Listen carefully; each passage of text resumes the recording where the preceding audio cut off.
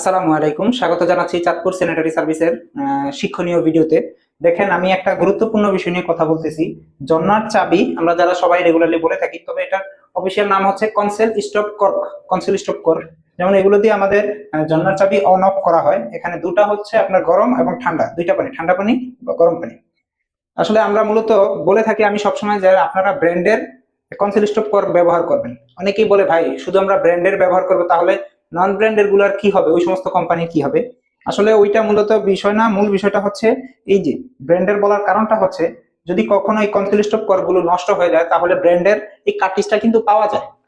এই অংশটুকু কিন্তু আপনার বাজারে অ্যাভেলেবেল পাওয়া যায় বা কোম্পানি থেকে সাপোর্ট পাওয়া যায়। যদি নন ব্র্যান্ডের হয় তাহলে ওই সাপোর্টটা পাওয়া যায় না।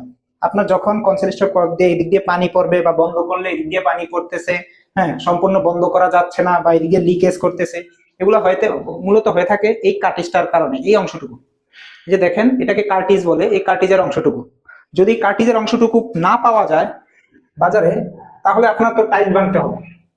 টাইলস যাতে না ভাঙতে হয়, মূলত ওই জন্যই আমি সবসময় বলে থাকি আপনারা ব্র্যান্ডেডটা ব্যবহার করবেন।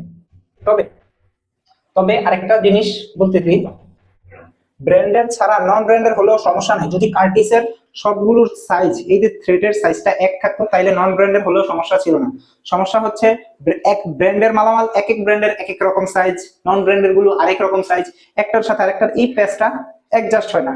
মূলত ওই সমস্যাটার কারণেই মূলত আমরা বলে থাকি আপনারা ব্র্যান্ডের মাল ব্যবহার করবেন, যাতে ভবিষ্যতে যদি কখনো ডিস্টার্ব হয় বা প্রোডাক্ট খারাপ হয়, কোম্পানিগুলো খুঁজে বের করা যায়।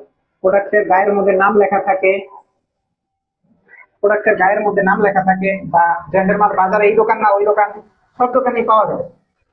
আর আরেকটা জিনিস এখানে